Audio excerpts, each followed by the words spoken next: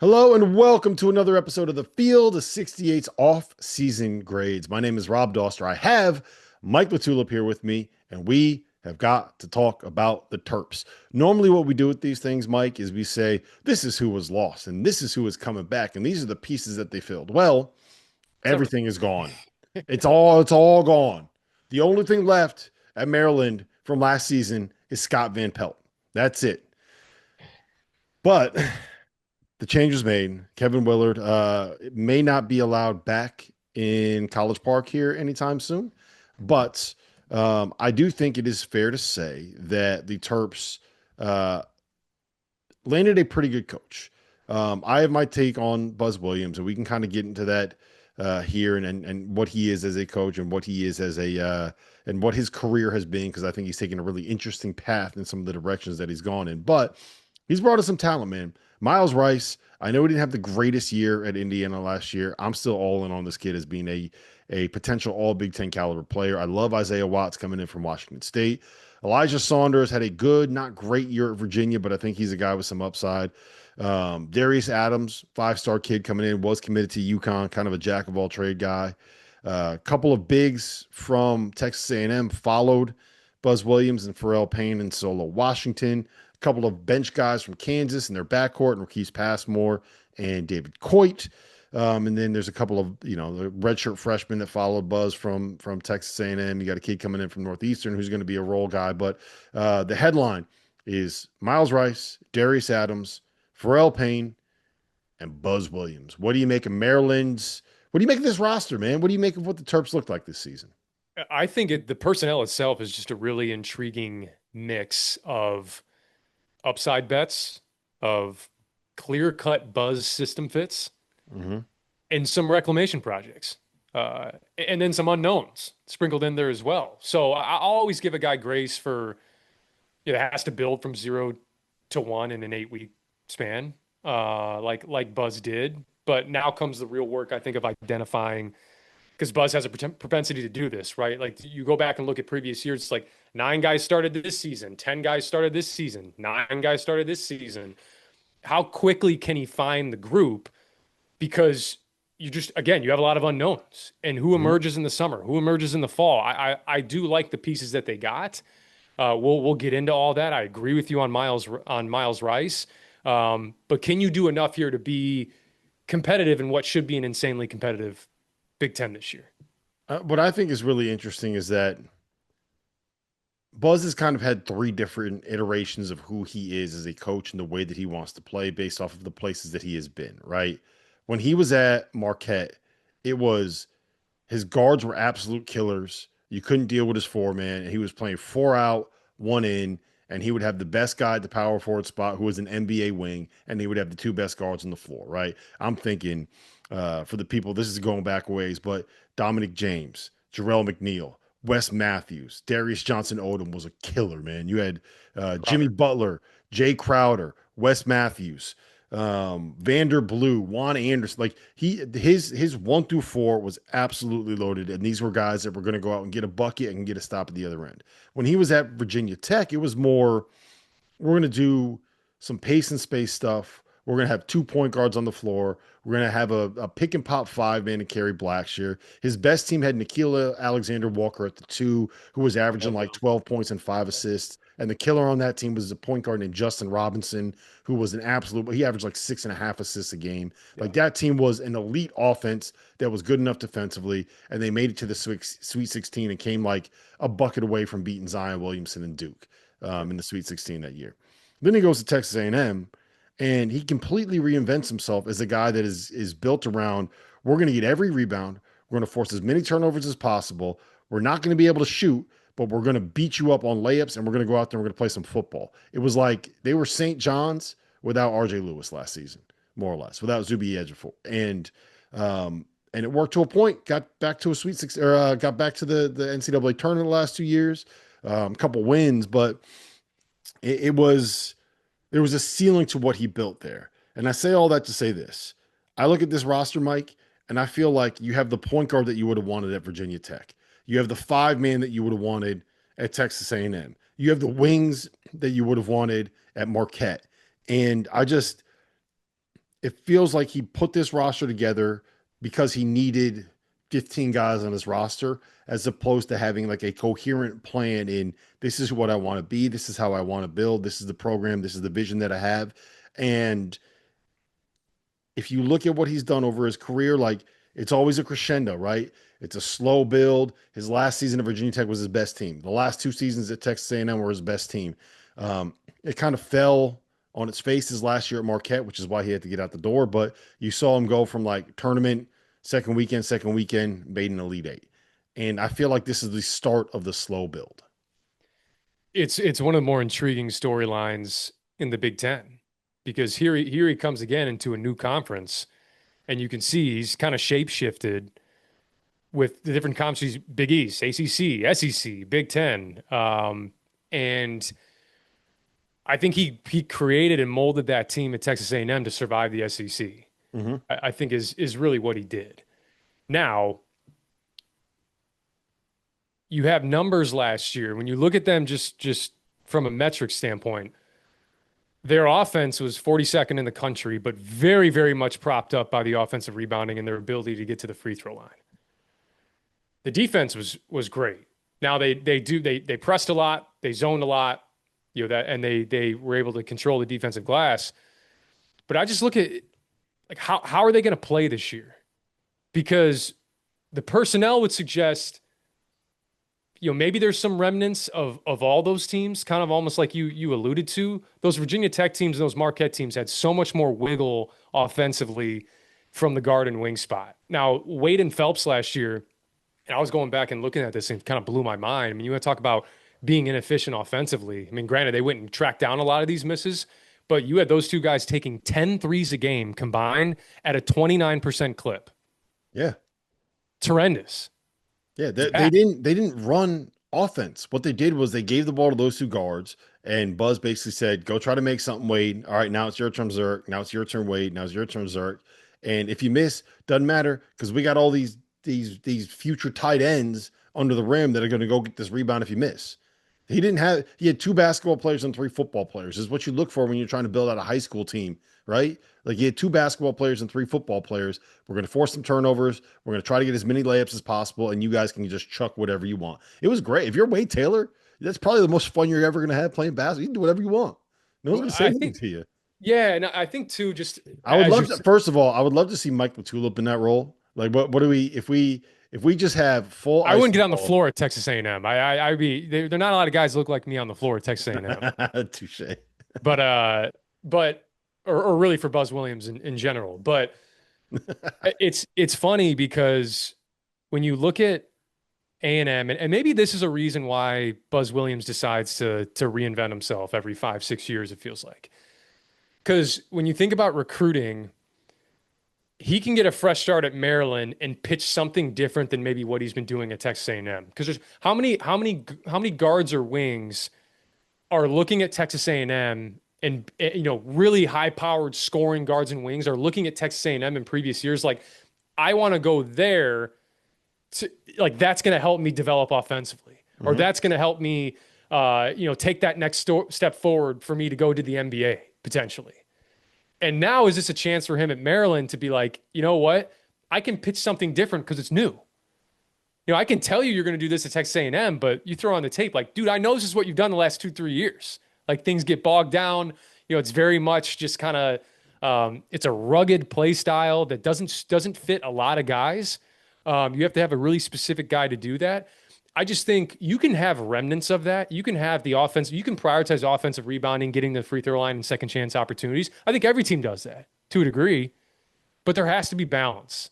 And I think for Buzz, again, their standing nationally offensively has been propped up by the offensive rebounding and free throw shooting. But when you get to March, why hasn't Buzz at A&M, why hasn't he had the success in March? Well, it's because when you get there and you're not talented offensively, it is a true toss-up. It is a true toss-up. I look at the last 3 years that they got bounced from the tournament. I know it's a lot of Texas A&M talk, but it's relevant because it's your coach. Houston 2 years ago, Michigan this past year, and Penn State 3 years ago. Penn State shot the cover off the ball. I think they made 16 threes in that game. So if you want to look and say that, great. But you shot 33% from the field. Mm-hmm. Houston, you shot 45 free throws and lost because you shot 38% from the field. And then Michigan, 38% from the field. Again, you shot under 40% in all three of your X's for Buzz Williams. Like, you cannot roll into March with that type of offense. And maybe this is a clean start for him to be able to do that. So, and have more offense. And we'll get into the personnel a little bit, but I think one thing I will say about that is I think it's a little different when you are at Maryland than when you are at Texas A&M. And this kind of gets into like a bigger picture conversation about Buzz's career, because I don't know how many guys will bookend their careers with their best jobs. Buzz's first, I'm not counting New Orleans, right? Like, he was there for a year in New Orleans, left, spent a year on Tom Crean's staff, and then goes to Marquette. Marquette, I would make the argument, is probably the best job that he has had, right? Yeah. It's either Marquette or Maryland. I would make the argument it's Marquette because of the budget, because of the fact that they play in a league that is not quite as difficult as the Big Ten is. It was a clean pass off, though. Yes. Yeah. Yeah, it was a clean pass off. Then he leaves and he goes to Virginia Tech, which is a pretty big step down. And then he goes from Virginia Tech to Texas A&M, which is a football school in a football conference where you have to go up against some absolute monsters every night in Kentucky and Arkansas. And you got Auburn's rolling with Bruce, and Alabama's rolling with Nate, and Tennessee's been a top 10 team the last 4 years, and Florida just won a national championship, right? And now you're going to Maryland. And Maryland is it's at the heart of the most fertile recruiting ground in the United States of America. They have re-established their relationship with some of the high school programs in that area that may allow them to be able to have access to some of that talent they didn't get over like a 20-year period.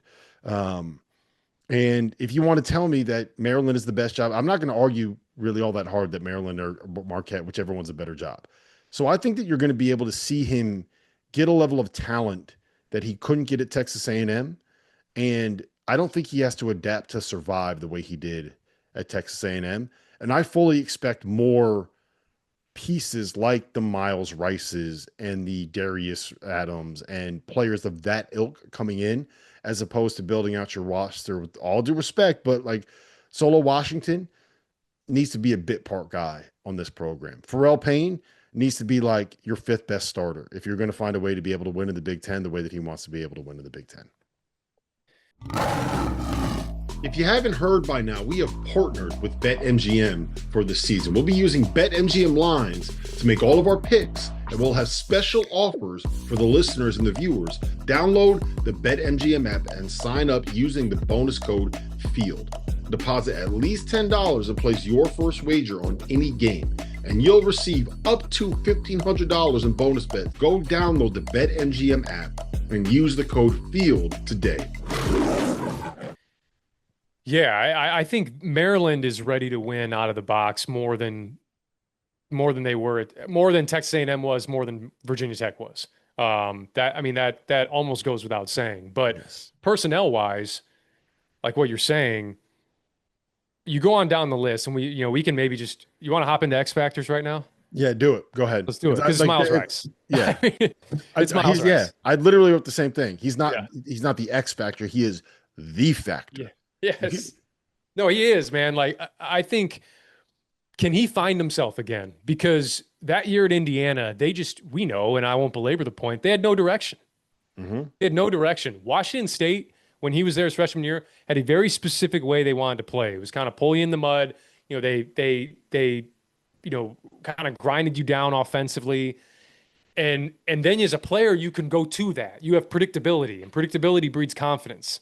And so for Rice, like, depending on whatever way Buzz wants to play this year, I know he will have a way he wants to play. I don't know what way Indiana wanted to play last year. And I think it left Miles Rice just really overanalyzing, overthinking, and it affected his game, period. And so he got taken out of the starting lineup last year. And I think now's just that fresh start for him to be able to just go. And I think that's going to be big for this team, because when he left Washington State, it was like, is this an all Big Ten type of player? And I think that's back on the table for Miles Rice this year. And then, He some other is. He is. guys. Like, Go ahead. to Yeah. be clear, Miles Rice is an all Big Ten caliber player. The same way that Mackenzie Mbako is a potential NBA caliber player. The same way that Malik Renault is like was one of those transfers that everybody wanted when he put his name in the portal.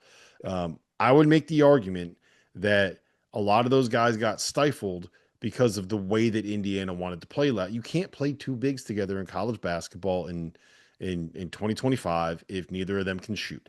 And when you have a point guard whose best ability is like give him the rock, kind of let him go get a paint touch and make something work, and there are two monsters down there with the guys guarding them and a couple guys in the perimeter that can't shoot, Miles had nowhere to go. So I think that was a result of the system. Also, just an aside for Maryland fans listening to this, Miles Rice is one of my favorite kids in all of college basketball. If you don't know his story, he had, I believe it was non-Hodgkin's lymphoma after his freshman year at Washington State. He redshirted, then got lymphoma, beat cancer, came back, and was like 14 and I think it was 14 and 5 at Washington State in what is basically his sophomore season. Goes to Indiana, doesn't have a great year, but he's the easiest kid to root for. And I want to see him succeed. We're not supposed to like root for people, right? We're not supposed to root for teams. I'm an avowed Miles Rice fan, and I think that anybody that knows his story and has spent any time around the kid will be a Miles Rice fan. I want it to work for him, man. Yeah, I'm with you on that. It's an incredible story, and I'm excited to see what he does this year. And Mhm. it, Buzz, this team has to play fast for a myriad of reasons. One, it lends itself to the way Rice plays, but Darius Adams, this is interesting because he's kind of a blue chip prospect, but everywhere he's been almost a negative assist to turnover guy. Mhm. He's not great as a handler and facilitator, but what he can do is operate in space. So I want to see him insulated with that starting lineup, one. And two, if you can play fast and spread the floor a little bit more, that only helps Darius Adams. So that's another factor there. Payne can rim run like hell. I'm a huge Pharrell Payne fan. Mhm. I loved him in Minnesota when he was a youngin, and then now he could, I thought he was great last year for A&M. What he did in the NCAA tournament against those two Michigan bigs was kind of absurd. I think he ended up whatever 26-8. He's a guy that I think you mentioned him like being your fifth starter. I think he can be your fifth starter or fifth best starter from like a usage standpoint, but his impact as a rim protector, offensive rebounder, Yeah, I think he can. that's what I meant. That's Yeah, what I he was can getting be like an honorable mention type of all Big Ten type of big. I think he's that good. So and Isaiah Watts, look, before his hand injury last year at Washington State, he's 40% from three. at. Mhm. And that is a thing that plagued these Texas A&M teams over the last few years. I mean, Wilcher was really their best shooter last year, but who kind of steps up is Passmore's Marquise Passmore, a guy that emerges as well. Like that could be on the table. Like these are the reclamation projects that Hey, and I'm David talking Coit's about. a bucket, man. We saw him go off. Coit's a bucket, Yeah, we yes. saw him go I, off a couple times at Kansas. I think Coit is one of those guys that when you're searching for stability, and Buzz is probably going to have to do that at some point this year because there's summer, there's fall, there's the way guys perform in those two, parts of the off season, and then there's the freaking season, man. And lights come on, and roles are allocated, and shots are allocated, and who goes this way and who goes this way. And I know that Coit is going to be right here. And I Mhm. think he's going to be such a dependable piece for them. He's proven that even at his size, he can play and function off ball, which is huge. And that helps to, for a backcourt with Miles Rice. I know they're not going to be the biggest backcourt, but I think the front court is going to kind of level that out because they're massive in the front court. So, there's definitely some excitement around them, but we'll get into expectations. I'm Do tempering it. my Do it. expectations on this Do group a it. little bit. Expectations go. I think they're a year away. I think Maryland's just a year away, and that's not a knock. It's what we've seen with Buzz Williams teams over the years. I think it's the year before the year for them because it's just hard, man. It's hard to bring a full new cast of characters. I mean, when's the last time that's really happened? I mean, you go look at I'm not saying Maryland could be a Final Four team, but the Final Four last year, Duke, kind of an anomaly. I'm like that team was kind of out of this world, but Houston had multi-year guys, and Auburn had Mhm. multi-year guys. Florida had multi-year guys. That's just the name of the game in college basketball. And in a really strong Big Ten conference, I think it's tough. I think it's gonna be tough for them to fit. Like if they crack the top 5 to 7 in this conference, they're ahead of schedule. Well, I see, think they yeah, are. mine was in year one. If you make the tournament, it is a good year for Maryland this year. Like Yeah, point blank period. With the way that it takes Buzz a little while to kind of establish his culture and get his guys ready to go. Like part of that was taking over programs that didn't have the pedigree that Maryland does. Maryland has pedigree. So totally different. it's going to take a Yeah, little time for Buzz to get there, but I think like if you dance this year, if you're Maryland, that's a good season for the way yeah. that it goes. I think they have a little bit more upside, especially if like Miles Rice ends up being the guy that I think he could end up being. But like, I don't think that they're a top 25 team, but I think that they're a team that like they're to me, they have 8 seed in the dance written all over them. And if Miles Rice is the guy that we think he's going to end up being, then they're going to give somebody a headache in the second round of the tournament if they get there. It, Um, go and ahead. this is what's tough, real quick, because when you make your preseason rankings for the Big Ten, like right now, just because there's relative unknowns with Maryland and it's a completely new rebuild, that's why I have them in that like 10 to 12 range. Mhm. And you could hear that as a Maryland fan and be like, what the hell, Mike? You must think Maryland's not going to be any good. No, I think the Big Ten could get 12 NCAA tournament teams. They could be on that 11, like 11, because the SEC is going to take a step back. There's going to be bids that open up from the SEC. I think the Big East got a little bit better. I think the Big 12, Did I'm the not, big Mike did the Big East get better? I said a little bit better, The top of the a Big East got better. Did the Big East get better? little bit. There's The ACC did get better. I think the the ACC ACC did. got better, Yes, the more ACC so did. than the Big East. But that's what I factored them in. If I tell you that they're a 10th or 11th team in the Big Ten, that could be an NCAA tournament team this year, and that's Yeah. exactly what we're talking about. Now, real quick, To add to go ahead. that, I mean, it's a different conversation for a different pod, but like you got to keep an eye on Washington, Yes, UCLA, like or I have Washington in the USC. top 10 in the conference preseason. How crazy is that? It's not because Not. one, It's, like Danny Sprinkle can coach his nuts off. yeah, Two, you went talent. out and you add Kamari Peterson is awesome, an awesome Yes, point guard, and he's got two guys that are pros I around think him in Yates. Des Yeah, Claude and Yates is Wesley an NBA player. Yates, and like you have Steinbach. Steinbach is like anyone that watched the U19s is going to fall in love with Steinbach. Now I don't know what his impact's going to be as a freshman coming in a new country, but like Yeah, that Duke hoop. Lathan They're good. Somerville. I mean, again, Yeah. like we'll get it's They're a good. whole USC got Chad Baker Mazar Baker is Mazar. 37 years old. Like Chad Baker Mazar is older than the NBA MVP. And you got That's Rodney Rice there as well. Like They they're got better defensively. Like that's what makes this so hard and Mhm. why I'm erring on the side of caution with Maryland and saying like this is the year before the year.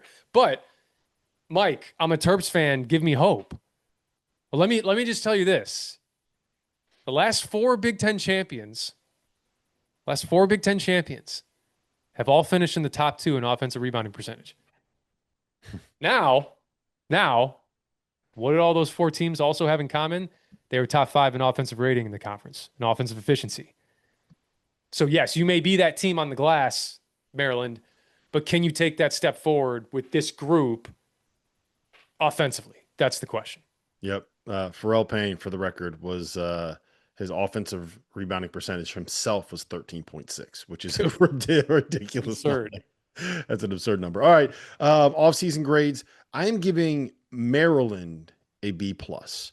Biggest part of the reason I'm giving Maryland a B plus is because you lost Kevin Willard as like in I don't know if embarrassing fashion is necessarily the right way to phrase it, but like it was clear he wanted to go while he was taking your team to the Sweet 16. That sucks, right? That Yeah. sucks. And you replace him with Buzz Williams, who like arguably you can make an argument is an upgrade as a coach. And I love Willard, right? Like I think Willard's going to get Villanova going. He did unbelievable things at Seton Hall, which is a horrible, horrible, horrible job, Yeah. right? Willard is a very good coach. Buzz might be an upgrade, and you went out and you got him.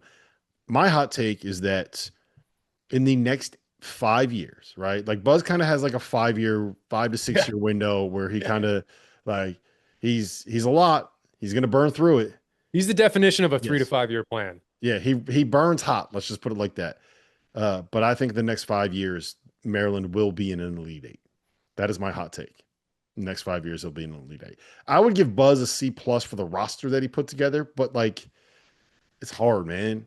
So I give Maryland a B plus. Yeah, I give him a B. And honestly, You're a it's harsh grader today, Mike. You're a harsh grader. I I like think it. I mean I like it. I just You're think making me. it's Am I going soft? B. No, B's good. That's a good off season, I'm right? It just glad you is. weren't my professor in college, man. No, it's Mike I grades give on it a a B.